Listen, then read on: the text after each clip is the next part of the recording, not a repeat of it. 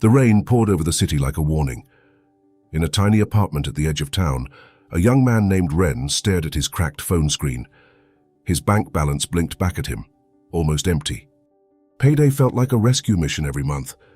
Money came in like a hero and vanished like smoke. He wasn't lazy. He worked hard. But he felt weak, confused. Every small purchase felt like relief. Every bill felt like an enemy attack. And deep inside, a question echoed, why do wealthy people seem calm while I'm always fighting? One night after his card declined at a grocery store, something shifted. Not anger, not shame, clarity. This isn't about money, he whispered. It's about how I think. That was the beginning of his training arc. First lesson. The wealthy think in systems, not emotions. Ren realized he was making money decisions based on mood. Stress, order food. Bored, shop online. Tired, ignore bills. So he built his first weapon, automation. The moment his salary hit, a portion disappeared into a separate account. No debate, no drama. At first it hurt, but soon he adjusted. He stopped trusting willpower and started building systems. Second lesson. The wealthy delay pleasure to multiply power. His friends upgraded phones. He kept his old one. They chased trends. He studied skills. Instead of asking, can I afford this? He asked, will this make me stronger in 5 years? That single question became his blade. Every dollar was either a soldier for his future or a traitor to it. Third lesson, identity before income. Ren stopped saying, I'm broke. He started saying, I'm in training. That shift changed everything. He wasn't denying reality, he was redefining it.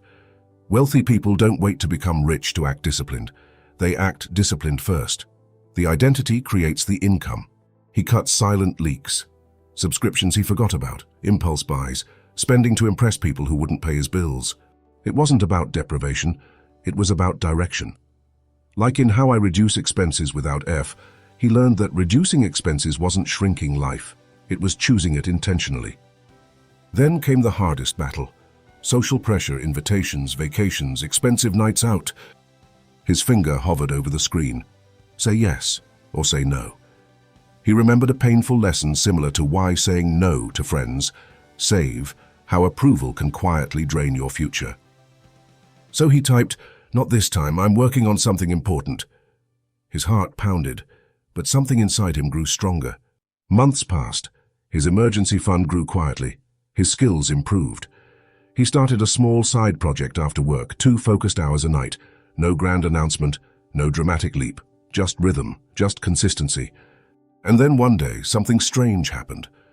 For the first time in years, an unexpected expense came, and he didn't panic. Silence, peace, power. He realized wealthy people don't think differently because they have money. They have money because they think differently. They see money as energy, as choice, as freedom stored for the future. They don't chase quick wins. They build long arcs. They don't flex wealth. They compound it quietly. And here's the truth, friends. You are Ren. You may feel financially weak right now, confused, behind. But this is not your defeat arc, it's your training arc. Start small. Automate one habit. Cut one leak, build one skill, say no once. Invest in your future identity daily. Wealth isn't a lottery moment, it's a character transformation. And the hero of this story, that's you. Now ask yourself, are you going to keep reacting to money, or are you ready to train like someone who commands it? Don't forget to share this episode with at least one person who will get some insights, because one video is enough to give people enough ideas to change their lives. I'll see you next video. And also don't forget to subscribe the channel.